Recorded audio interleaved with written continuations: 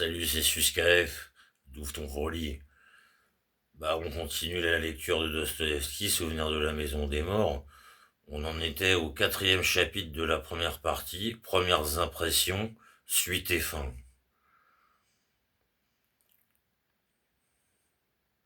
On commençait le dernier appel, après lequel on verrouillait les casernes, chacune avec un cadenas particulier, et les détenus restaient enfermés en tas jusqu'à l'aube. L'appel était fait par un sous-officier et deux soldats. Quelquefois, l'officier de garde y assistait et les détenus se rangeaient alors dans la cour. Mais le plus souvent, le contrôle avait lieu dans les chambrées sans cérémonie aucune. Il en fut ainsi le premier soir après mon arrivée. Les contrôleurs se trompaient souvent dans leurs comptes. Et à peine sortis, ils devaient revenir pour le recommencer. Ce soir-là, les pauvres surveillants, ayant enfin retrouvé le chiffre souhaité, fermèrent définitivement la caserne. Celle-ci contenait une trentaine de forçats, rompus de fatigue, couchés assez à l'étroit sur leurs bas-flancs. Il était trop tôt pour dormir. Chacun paraissait avoir besoin d'une occupation quelconque.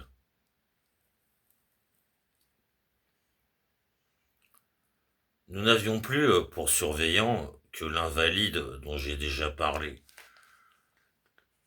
Chaque chambrée comptait ainsi un prévôt que le major choisissait lui-même, en raison bien entendu de sa bonne conduite. Parfois ce prévôt faisait des fredaines. Alors on le fouettait, on le cassait, on le remplaçait.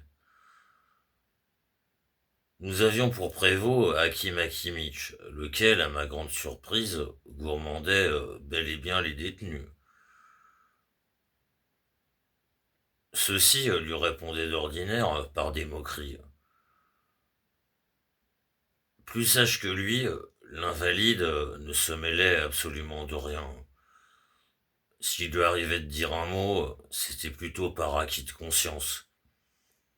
Accroupi sur sa couchette, il rapetassait en silence de vieilles bottes. Les forçats ne lui accordaient aucune attention.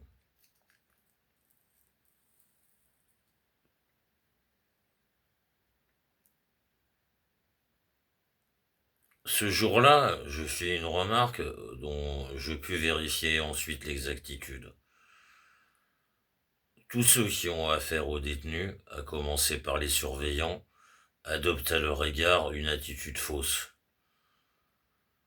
On dirait qu'ils risquent de minute en minute, pour un oui ou pour un non, de recevoir un coup de couteau. Les forçats se rendent parfaitement compte de la peur qu'ils inspirent, et cela fait d'eux des bravaches.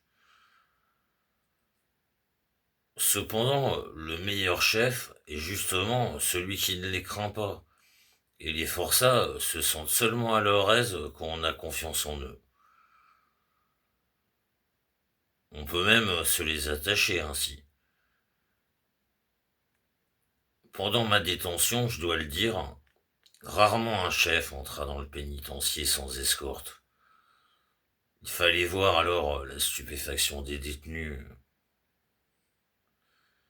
D'ailleurs, ces visiteurs intrépides forcent toujours le respect, et si en effet un malheur devait se produire, ce ne serait pas en leur présence. La peur qu'inspire le galérien est générale. Cependant, je ne vois pas sur quoi on la fonde. Elle vient peut-être de sa mine, de son renom de bandit. Et puis celui qui pénètre dans un bagne sent que ce ramassis de gens n'est pas là de son chef. Que malgré les mesures prises, personne n'a le droit de changer en cadavre un homme vivant. Un forçat, quel qu'il soit, peut garder ses sentiments, son désir de vivre, sa soif de vengeance, toutes ses passions, avec le besoin impérieux de les satisfaire.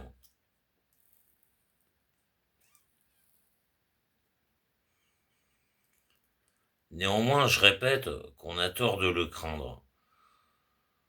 Un homme ne se jette pas si facilement ni si vite sur un autre, le couteau brandi. De tels accidents ne se produisent que dans des cas rares, et l'on doit convenir qu'à cet égard, le danger est nul. Je ne parle bien entendu que des forçats en cours de peine, dont beaucoup sont heureux de se trouver au bagne et prêts à y vivre soumis et tranquilles, tant une vie nouvelle peut avoir d'attrait. Les turbulents eux-mêmes sont vite assagis par leurs camarades, car le forçat le plus audacieux et le plus effronté s'effare pour un rien. Quant au condamné qui n'a pas encore subi son châtiment, c'est une autre affaire. Celui-ci peut fort bien se jeter sans motif sur quelqu'un la veille de l'exécution, afin de se créer une nouvelle affaire et retarder l'heure fatale. L'agression a une cause, un but. Il fallait faire dériver la chance, n'importe comment et au plus vite. Je connais même à ce sujet un cas psychologique assez étrange. Il y avait dans la section militaire un forçat condamné à 2 ans de bagne sans privation de ses droits civiques. C'était un affreux fanfaron et un remarquable couard. En général, la vantardise et la lâcheté ne se rencontrent que très rarement chez les soldats russes. Toujours si occupés que, même s'ils voulaient crâner, ils n'en auraient pas le temps. Toutefois, quand on en trouve un de ce genre, c'est presque toujours un fripon et un lâche. Après avoir purgé sa peine, Doutov, ainsi s'appelait ce détenu, réintégra son bataillon de ligne. Comme tous ces pareils qu'on renvoie au bagne pour se corriger, il s'y était définitivement perverti. Certains, après tout au plus 2 ou 3 semaines de liberté, repassent en jugement et sont renvoyés au bagne, mais cette fois dans la section des récidivistes, pour 15 ou 20 ans. Il en alla ainsi pour Doutov. Environ 3 semaines après sa libération, il commit un vol avec effraction, fit du tapage, se révolta. On le condamna à une sévère punition corporelle, dont la perspective l'effraya. Au tout dernier instant, la veille même du jour où il devait passer sous les baguettes de sa compagnie, ce couard se jeta avec un couteau sur l'officier de garde au moment où celui-ci pénétrait dans la cellule des détenus. Doutov comprenait certes fort bien qu'un tel acte aggravait singulièrement son cas et augmentait la durée de sa déportation, mais il lui fallait à tout prix voir reculer de quelques jours, de quelques heures même, l'effroyable minute du châtiment. Il était si lâche qu'avec son couteau brandi, il ne blessa même pas l'officier. Il ne fit que semblant, à seule fin de perpétrer un nouveau crime qui amènerait sa remise en jugement.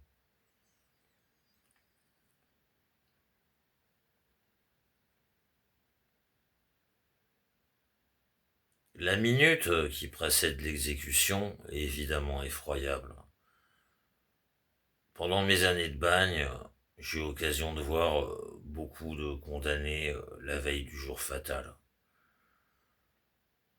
D'ordinaire, je les rencontrais à l'hôpital, dans le pavillon des détenus. J'étais au lit malade, ce qui m'arrivait assez souvent. Dans la Russie entière, les détenus savent que les médecins sont assez compatissants envers eux pour ne jamais faire de différence entre les prisonniers ainsi que le font ordinairement la plupart des gens, ceux du peuple exceptés. Jamais un homme du peuple ne reproche rien à un forçat. Tout horrible que soit son forfait, il le lui pardonne à cause de la punition qu'il endure et à cause de son malheur. Ce n'est pas pour rien que notre peuple appelle le crime un malheur et le criminel un malheureux. Cette expression profondément remarquable a d'autant plus de poids qu'elle reste inconsciente, instinctive. Quant aux médecins, ils sont vraiment, dans beaucoup de cas, la providence des détenus. Surtout de ceux qui n'ont pas encore subi leur châtiment, catégorie soumise à un régime plus sévère. Quand ils voient venir le jour où la sentence sera exécutée, le condamné se fait souvent porter malade dans l'espoir d'éloigner à n'importe quel prix la terrible minute. Quand on le revoit, il s'attend presque à coup sûr à recevoir son dû dès le lendemain. Aussi manifeste-t-il une forte agitation. Quelques-uns, par amour-propre, essaient de la dissimuler. Mais leur jactance maladroite ne trompe point leurs camarades. Tous comprennent de quoi ils retournent et se taisent par compassion.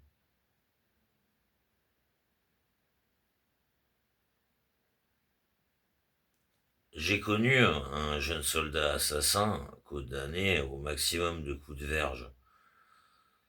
Sa crainte fut telle qu'il décida de boire un plein gobelet d'eau-de-vie où il avait fait infuser du tabac à priser. De l'eau-de-vie d'ailleurs, le condamné en boit toujours avant l'exécution. Il s'en procure longtemps à l'avance, même à un prix exorbitant. Il se privera pendant 6 mois de l'indispensable, mais économisera coûte que coûte de quoi acheter le demi-sautier d'eau-de-vie qu'il avalera un quart d'heure avant l'exécution. Les détenus sont convaincus que les coups de fouet ou de baguette se sentent moins quand on est ivre. Mais je reviens à mon récit. Son gobelet avalé, le pauvre gars tomba en effet malade. Il eut une hémorragie et on le transporta à l'hôpital presque inanimé. Son vomissement de sang lui délabra si bien la poitrine que la phtisie ne tarda pas à se déclarer et qu'il mourut au bout de 6 mois. Les médecins qui le soignèrent ne surent jamais la cause de sa maladie.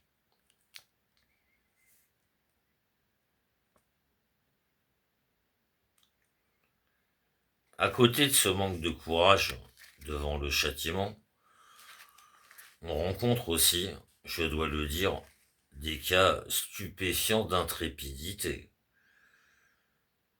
Je songe, en écrivant cela, je songe en écrivant ceci, à certains traits de hardiesse voisins de l'insensibilité, très moins rares qu'on ne le croit. Témoin notamment un affreux bandit, le fameux déserteur Orloff,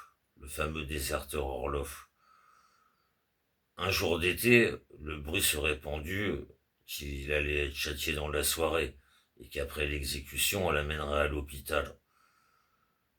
Les malades assuraient qu'il serait frappé sans pitié. Tous se montraient plus ou moins fébriles, si bien que j'attendis avec curiosité l'apparition de ces célébrités du crime. Depuis longtemps, j'entendais raconter sur lui des choses inouïes. Ce scélérat, comme on en voit peu, assassinait froidement jeunes et vieux. Doué d'une force de volonté extraordinaire, il avait l'orgueil et la conscience de cette force.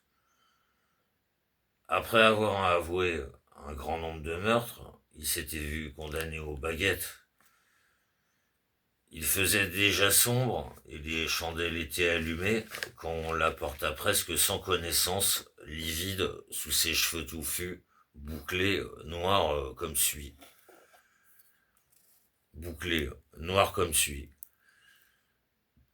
Son dos en sang était boursouflé, violâtre. La nuit entière, les détenus s'occupèrent de lui, changeant ses compresses, le tournant d'un côté sur l'autre, lui donnant sa potion, comme s'il était leur parent proche ou leur bienfaiteur.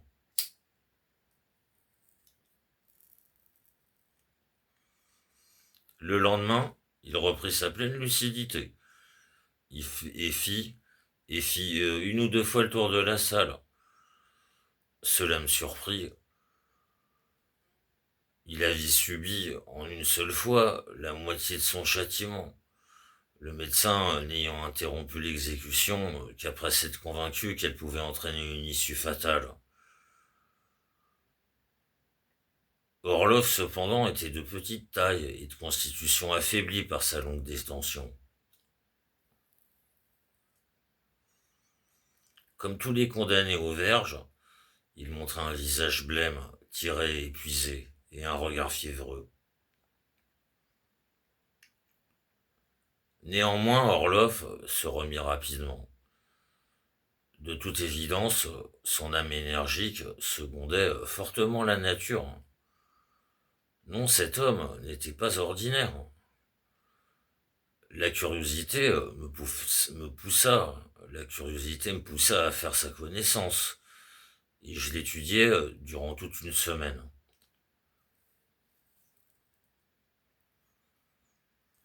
Jamais, je puis l'affirmer, je n'ai rencontré un caractère mieux trempé, plus inflexible. J'ai aperçu à Tobolsk une célébrité du même genre, l'ancien chef de brigands Koreniev, véritable bête féroce. Rien qu'à le voir, sans même le connaître, on devinait d'instinct une créature monstrueuse. Mais en celui-là, sous les bêtements stupides, on sentait au premier regard que la matière avait pris le dessus. Cet homme n'éprouvait plus que la soif des appétits physiques, de la sensualité et de la luxure. Je suis certain que ce Koureniev, pourtant capable d'égorger un individu sans sourciller, aurait perdu connaissance et tremblé de peur devant les baguettes. Orlov, au contraire, incarnait la victoire de l'esprit sur la chair.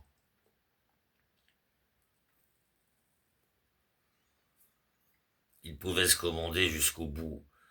Il méprisait tous les tourments et toutes les punitions. Il ne redoutait absolument rien. Il respirait l'énergie sans borne. On sentait en lui une soif de vengeance et une activité inébranlable pour atteindre son but. Ses allures étrangement hautaines, qui n'avaient rien de voulu, qui lui étaient naturelles, me stupéfièrent. Je crois que personne au monde n'aurait pu l'influencer. Il considérait les choses avec la placidité des êtres que rien n'étonne plus, tout en admettant fort bien que les autres détenus eussent pour lui du respect. Jamais devant eux il ne se rengorgea. Et pourtant, la gloriole, la vantardise, son naturel à presque tous les forçats. Il était intelligent et d'une franchise étrange, quoique peu bavard. À mes questions, il répondait sans détour, qu'il attendait son rétablissement pour subir le restant de sa peine, et qu'il avait craint au début de ne pas pouvoir la supporter. Maintenant, ajouta-t-il avec un clignement d'œil, l'affaire est dans le sac. J'endure le reste des coups, et aussitôt après on m'expédie à Nertchinsk avec la prochaine colonne. Alors en cours de route, je m'évade. Je m'évade sûrement, pourvu que mon dos se cicatrise vite. Et durant 5 jours, il attendit avec avidité le moment de partir. Il se montrait par instants fort gai et de bonne humeur. J'essayais d'amener la conversation sur ses aventures. Bien qu'il fronçât un peu les sourcils à mes questions, il me répondit toujours ouvertement. Toutefois, quand il comprit que je cherchais à pénétrer sa conscience pour y trouver des traces de repentir, Il me considéra d'un air si hautain, si méprisant, que je me sentis devenu à ses yeux un bambin stupide avec lequel on ne se donne pas la peine de discuter. Une sorte de pitié pour moi se refléta sur son visage. Une sorte de pitié pour moi se refléta sur son visage. Au bout d'une minute, il riait à gorge déployée, de bon cœur, sans la moindre ironie. Et je suis certain que plus d'une fois, en se rappelant mes paroles, il a dû se remettre à rire tout seul. Enfin, sans attendre que son dos fût complètement cicatrisé, il réclama son exéate. Moi aussi, cette fois, j'étais renvoyé. Nous sortîmes ensemble de l'hôpital, moi pour la caserne, lui pour le corps de garde, où on l'avait déjà enfermé auparavant. En me quittant, en me quittant, il me serra la pince. En me quittant, il me serra la main. En me quittant, il me serra la main, ce qui de sa part était une marque de haute confiance. Je crois qu'il agit ainsi parce qu'à cette minute, il était très content de lui-même. En réalité, il devait nécessairement me mépriser, me regarder comme un être vaincu, faible, pitoyable, inférieur à lui sous tous les rapports. Il subit dès le lendemain la seconde moitié de sa punition.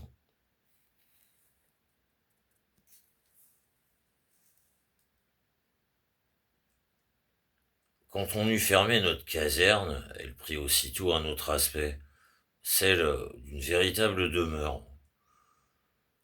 Alors seulement je pus voir les détenus chez eux.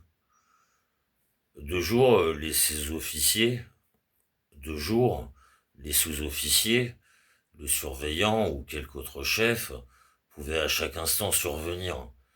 Et pour cette raison, tout le monde se tenait en quelque sorte sur le qui-vive. Tout le monde vivait dans un état d'attente perpétuelle, dans une sorte d'inquiétude latente. Mais la porte à peine close, chacun alla s'asseoir à sa place et presque tous se mirent au travail. La chambrée s'éclaira subitement. Chacun avait sa chandelle fichée dans un chandelier de bois. Celui-ci confectionnait des bottes, celui-là cousait un vêtement. L'air méphitique devenait de moins en moins respirable. Un groupe de joueurs s'installa dans un coin autour d'un tapis déroulé. Dans chaque caserne, un détenu possédait un maigre tapis, une chandelle et des cartes graisseuses jusqu'à la vraisemblance. Cet attirail portait le nom de Maïdan. Son détenteur, son détenteur touchait des joueurs 15 kopecks pour la nuit. C'était son genre de commerce. On ne jouait guère qu'à des jeux de hasard.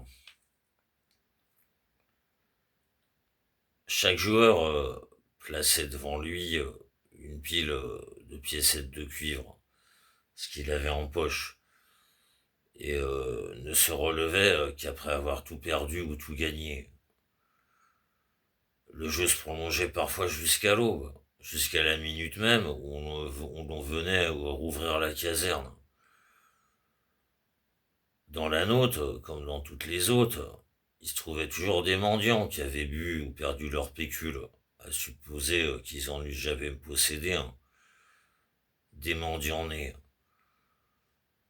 Je dînais et j'appuie particulièrement sur l'expression.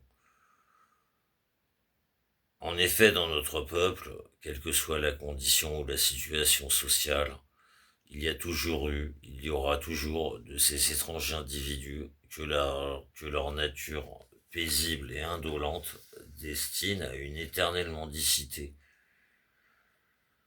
Ce sont de perpétuels traits de misère, de perpétuels mal fichus, toujours plongés dans l'accablement, dans une sorte d'hébétude. Ils servent de souffre-douleur ou de commissionnaire à quelqu'un. Tantôt un fêtard, tantôt un parvenu, tantôt un homme en passe d'arriver. Tout effort leur pèse, les gêne, les accable. Ils sont pour ainsi dire venus au monde à condition de ne rien commencer par eux-mêmes et de n'avoir pas de volonté propre, mais de vivre pour être le pantin de quelqu'un. Leur mission en ce monde consiste uniquement à exécuter les ordres d'autrui. Aucune circonstance, même fortuite, ne saurait les enrichir. Miséreux ils sont, miséreux ils doivent demeurer. J'ai rencontré des individus-là, non seulement dans le peuple, mais dans tous les rangs de la société, dans les partis, les associations, les groupements littéraires. Nous en avions dans le sage chambré, et dès que le Maïdan commençait, l'un d'eux venait se mettre au service des joueurs. Aucun Maïdan ne pouvait se passer de complaisant. D'ordinaire, on engageait celui-ci pour la nuit entière et pour la somme de 5 kopecks. Sa fonction consistait à monter la garde 6 ou 7 heures durant dans l'antichambre obscure par 30 degrés de froid et à épier chaque bruit, chaque son, chaque pas dans la cour. Le major ou l'officier de garde faisait quelquefois une ronde très avant dans la nuit. Il arrivait en tapinois et découvrait joueurs, travailleurs et chandelles particulières, lesquels se voyaient de la cour même. Quand on entendait grincer la clé dans la serrure de la porte qui donnait du vestibule dans la cour, on n'avait déjà plus le temps de souffler les chandelles et de s'étendre sur le bas-flanc. Comme le Maïdan faisait ensuite chèrement payer sa négligence aux guetteurs, de telles surprises étaient excessivement rares.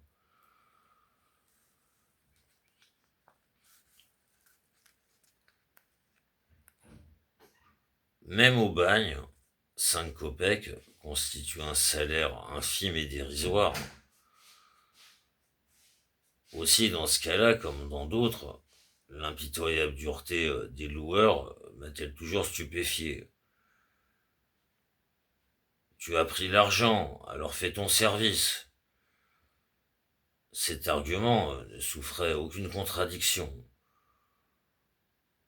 Grâce aux rares sous-donnés, le loueur tirait tout ce qu'il pouvait de son engagé, dont, par surcroît, il s'estimait le bienfaiteur. Tel noceur, tel l'ivrogne, qui pourtant jetait l'argent à droite et à gauche sans compter, croyait toujours avoir trop payé son valet complaisant. Cela, je l'ai remarqué dans plus d'une prison, dans plus d'un Maïdan. Tout le monde donc, ou à peu près, s'était mis au travail. En plus des joueurs, 4 ou 5 individus seulement restaient désœuvrés. Ils se couchèrent tout de suite. J'occupais le coin du bas-flanc, tout près de la porte. De l'autre côté du bas-flanc, la tête au niveau de la mienne, se trouvait Hakim Hakimich.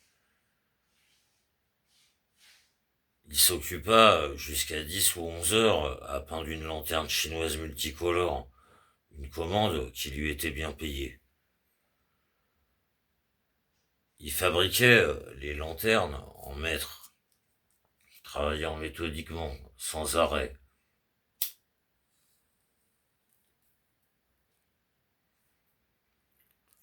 Quand il eut achevé, il rangea ses objets avec soin, déroula son matelas, fit sa prière, s'allongea comme un sage sur son lit.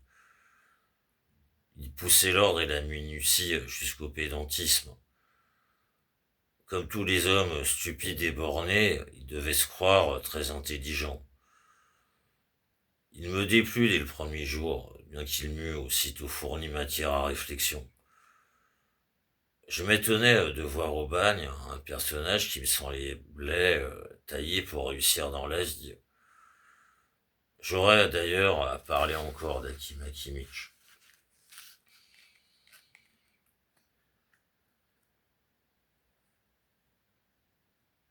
Disons maintenant quelques mots des occupants de notre caserne. Disons maintenant quelques mots des occupants de notre caserne.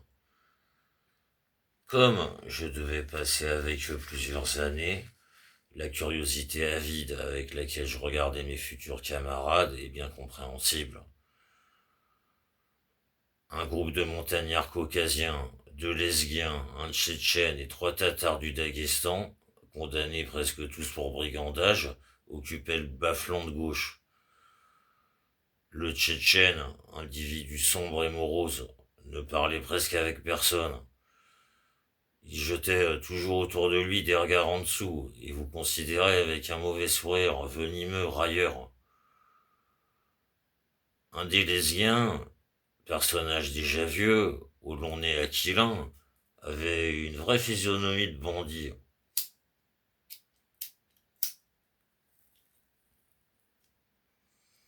Mais l'autre, Noah, me fit dès d'abord l'impression la plus douce, la plus favorable. Il était encore jeune, de taille moyenne, mais taillé en Hercule, très blond, avec des yeux d'un bleu clair, un nez retroussé, un visage de Finnoise et des jambes arquées de cavalier. Tout son corps était criblé de cicatrices, labouré de coups de baïonnette. Au Caucase, bien qu'il appartint à une tribu soumise, il se joignait sans cesse en tapinois aux insoumis pour opérer avec eux des raids contre les Russes. Tout le monde l'aimait chez nous. D'une humeur toujours égale, il se montrait affable envers chacun et travaillait sans se plaindre. Malgré son caractère placide et gai, il considérait souvent avec dégoût l'abominable fange de la vie des forçats. Les filouteries, l'ivrognerie l'indignaient jusqu'à la fureur. La malhonnêteté le mettait hors de lui. Il se détournait sans chercher querelle à personne.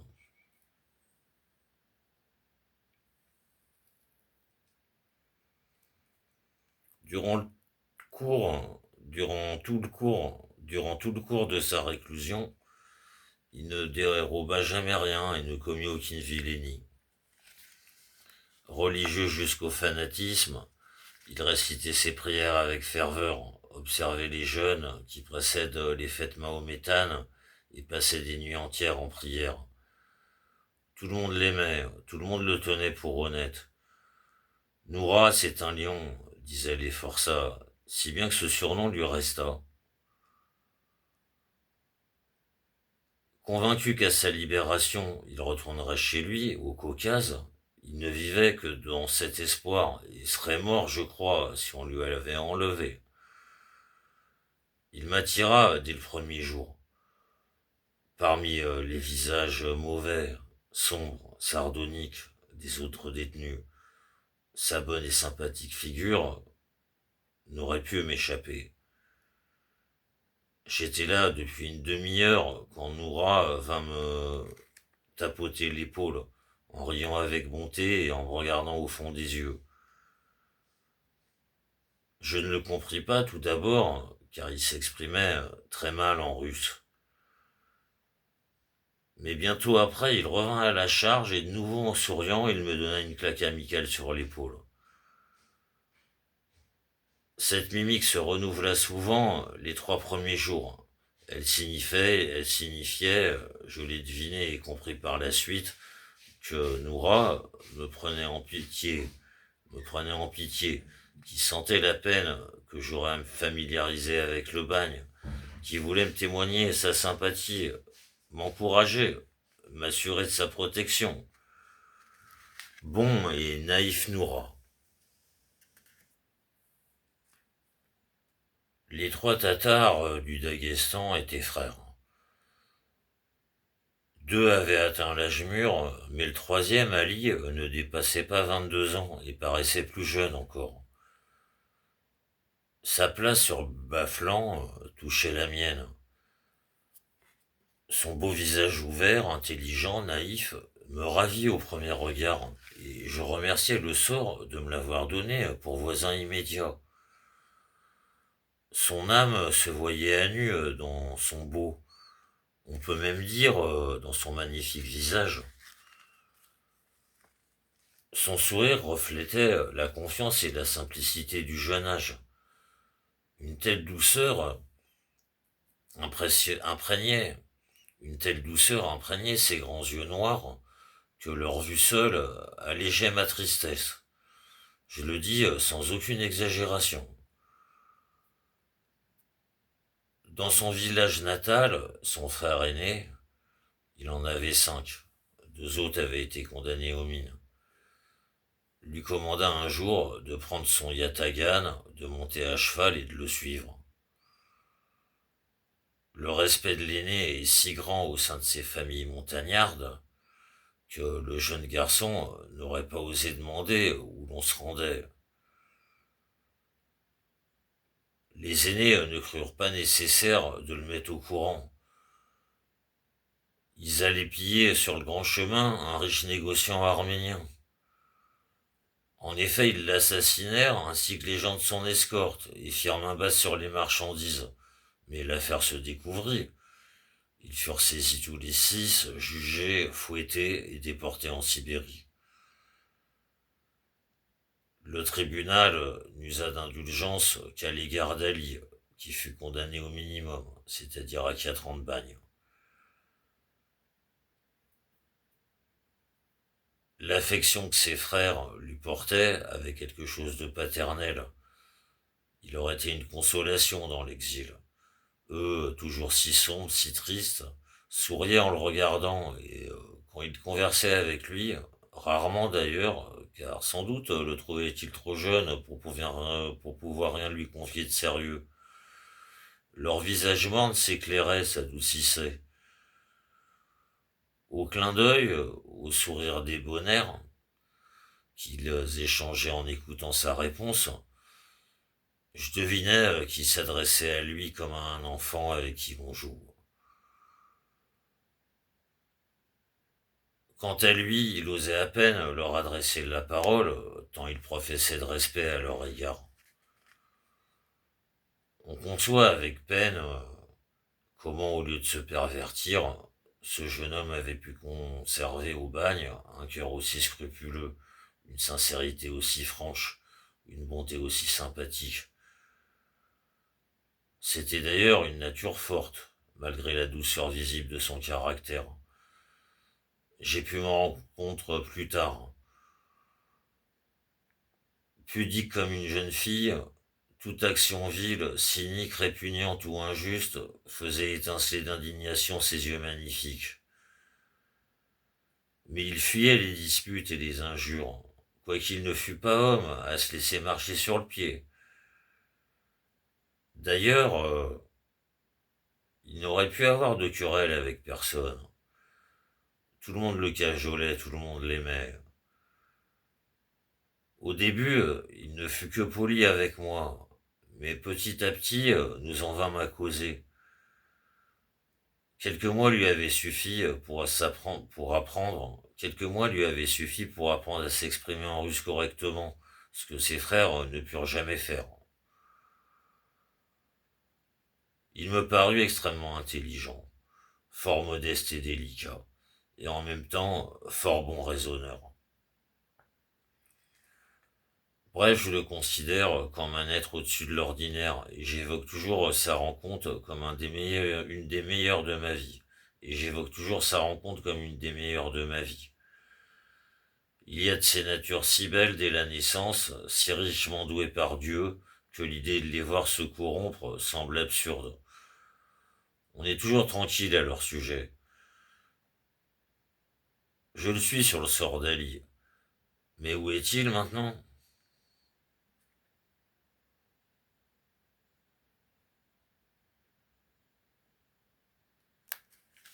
Une fois, assez longtemps après mon arrivée au bagne, j'étais étendu sur le bas-flanc en proie à de pénibles pensées. Bien qu'il fût trop tôt pour dormir, Ali, toujours actif et laborieux d'ordinaire, ne faisait rien ce soir-là, car les frères observaient alors une fête musulmane. Il était couché, un bras sous sa tête, et réfléchissait. Tout à coup, il me demanda: Pourquoi te sens-tu si triste?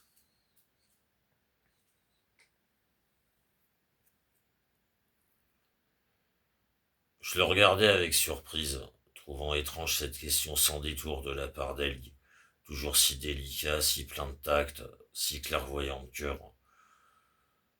Mais en le considérant avec plus d'attention, je vis son visage refléter tout le chagrin, toute l'angoisse du souvenir, et je compris aussitôt combien lui aussi à cette minute même se sentait malheureux.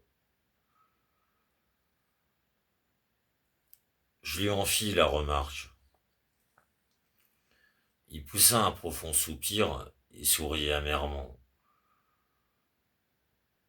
J'aimais son sourire toujours affable, toujours cordial, et qui découvrait en outre deux rangées de dents éblouissantes qu'aurait pu envier la plus belle fille du monde.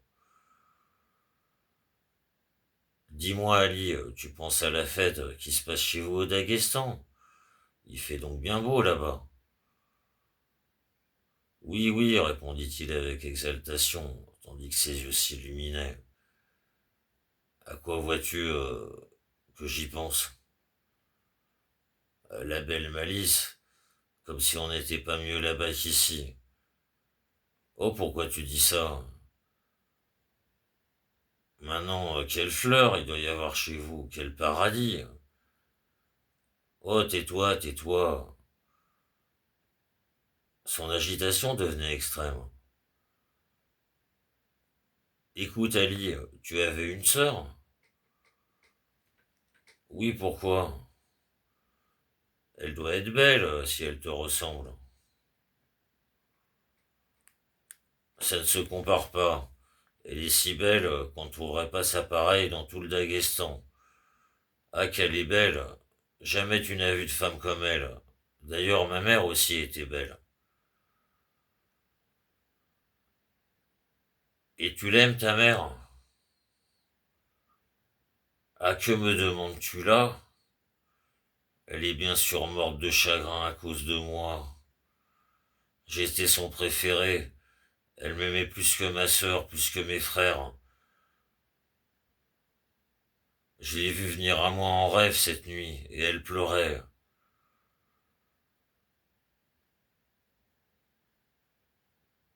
Il se tut et ne redit pas un seul mot toute la soirée.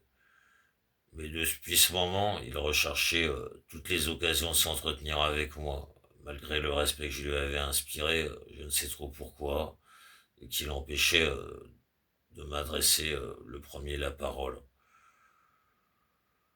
Mais aussi, quelle joie quand je l'interrogeais sur le Caucase, sur sa vie passée. Ses frères ne l'empêchaient pas de causer avec moi et semblaient même trouver du plaisir à le voir me répondre. Quand ils s'aperçurent que je m'attachais de plus en plus à Ali, ils devinrent plus affectueux avec moi.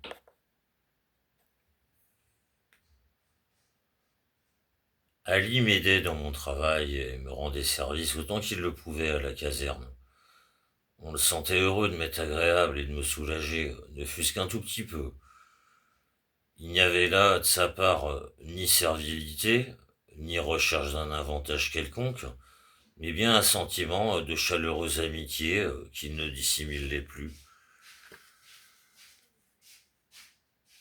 Comme il avait beaucoup de capacité pour les travaux manuels, il apprit à coudre parfaitement le linge et les bottes, puis autant que faire se pouvait, la menuiserie.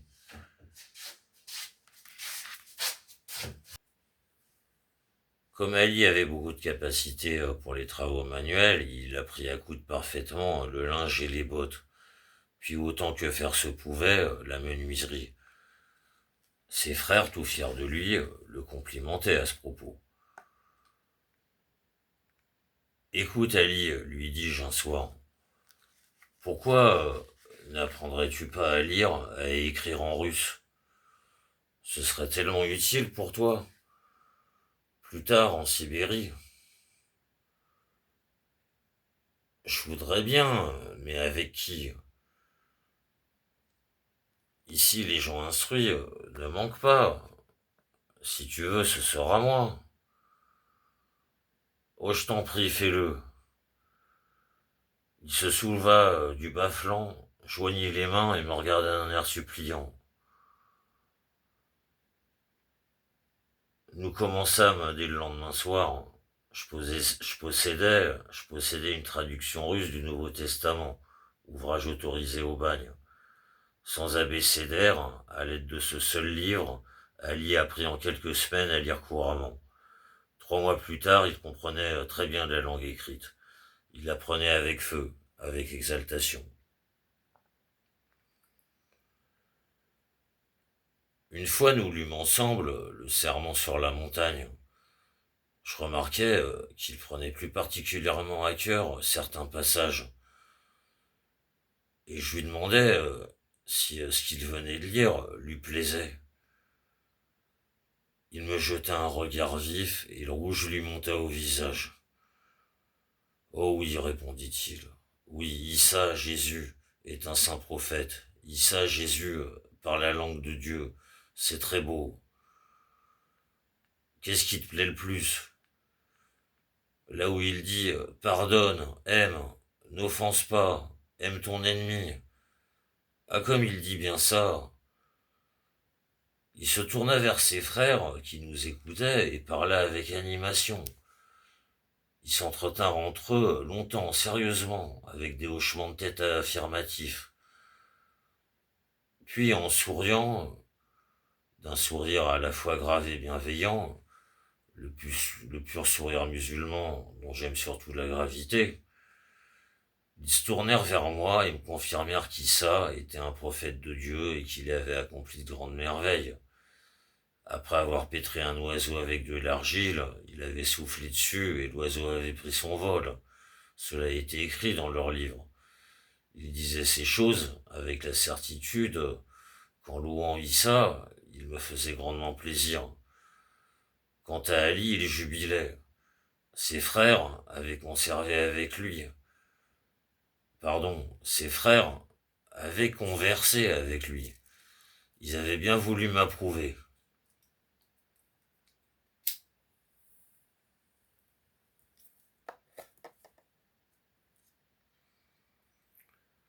J'eus aussi un très grand succès en apprenant à écrire à Ali. Il se procura du papier, il ne me permit pas de lui en acheter de ma poche. Des plumes, de l'encre, et au bout de 2 mois, il écrivait parfaitement bien. Ses frères en restèrent ébahis. Leur joie, leur orgueil dépassaient les bornes. Ils ne savaient plus comment me remercier. Durant les corvées, s'il nous arrivait d'être ensemble, ils s'ingéniaient à m'aider et considéraient cela comme un bonheur. Je ne parle pas d'Ali, qui s'attachait à moi peut-être autant qu'à ses frères. Je n'oublierai jamais son départ. Il m'entraîna hors de la caserne et se jeta à mon cou en pleurant. Jamais il ne m'avait embrassé, et je ne lui avais jamais vu verser une larme. Tu as tant fait pour moi, tant fait, dit-il, plus que mon père, plus que ma mère. Tu as fait un homme de moi. Dieu te récompensera, et moi je ne t'oublierai jamais.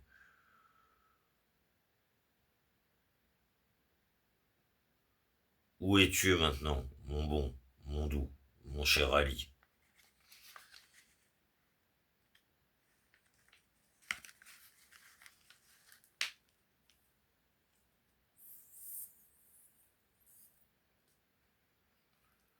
Outre les circassiens, notre caserne comptait encore un groupe de Polonais. Ils faisaient tout à fait bande à part, et ils ne fréquentaient autant dire pas les forçats. J'ai déjà dit que leur exclusivisme, Leur mépris du détenu russe leur avait attiré la haine générale. C'étaient des natures accablées, maladives. Ils étaient 6, dont quelques-uns, force instruits. Je parlerai de cela plus tard en détail. Quelquefois, durant les dernières années de ma réclusion, ils me prêtèrent des livres. Le premier que j'ai lu me fit une impression forte, étrange, toute particulière, dont je parlerai aussi plus tard.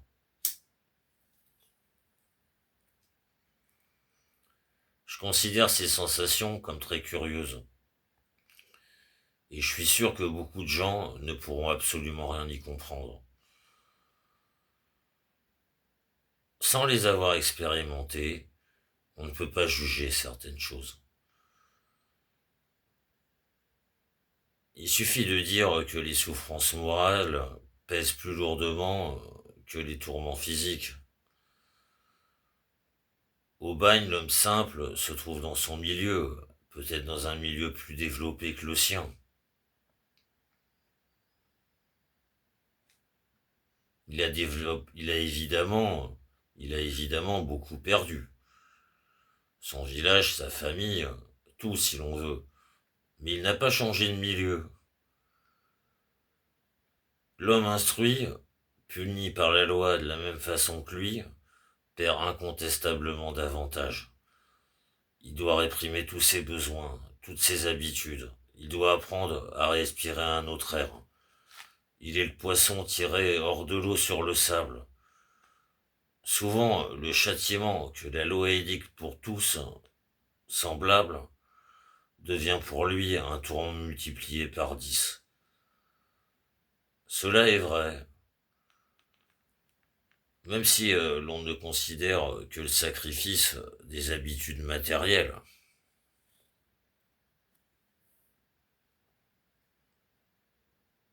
Ainsi donc, les 6 Polonais faisaient bande à part.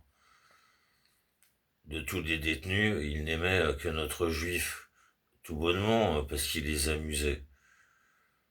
Ce juif d'ailleurs jouissait de l'affection générale, bien que tous les forçats sans exception se moquassent de lui. Il était seul de sa race, et je ne puis me le rappeler sans rire.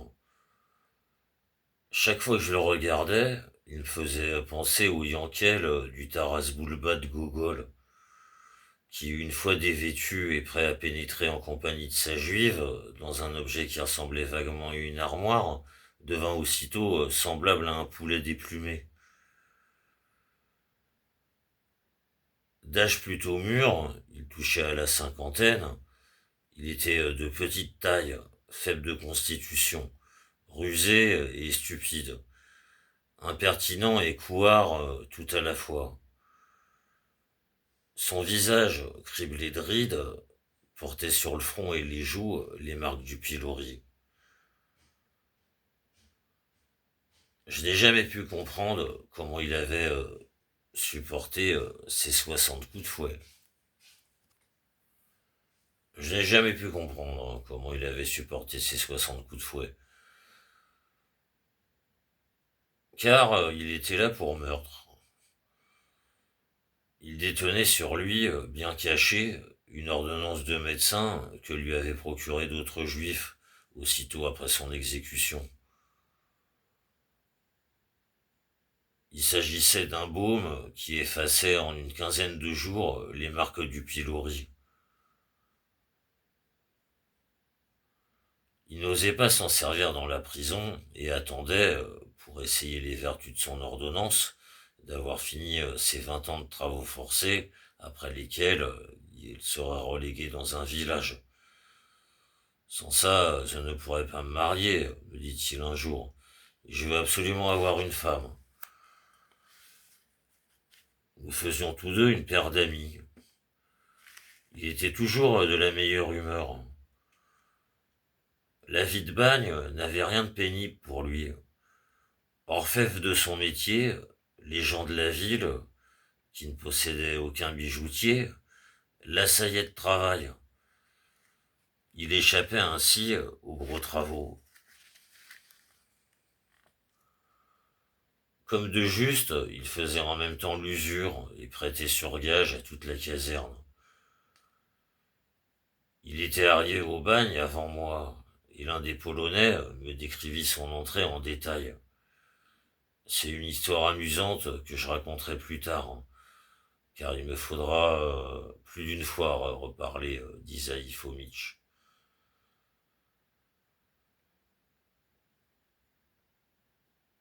Il y avait encore dans notre chambrée 4 vieux croyants, vieillards versés dans l'écriture sainte, parmi lesquels celui de Stadoroub.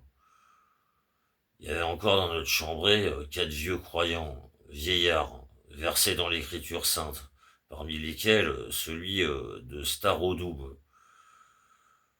2 ou 3 petits Russes, gens d'humeur morose. Un tout jeune forçat au petit nez fin, qui en dépit de ses 23 ans avait déjà assassiné 8 personnes. Une bande de faux monnayeurs dont l'un nous servait de bouffon. Enfin quelques individus taciturnes et maussades, rasés et défigurés, chagrins et envieux, qui étaient décidés à se montrer tels, sourcils froncés, bouche cousue, améneuse, pendant de longues années encore, pendant tout le temps de leur réclusion. Voilà le tableau.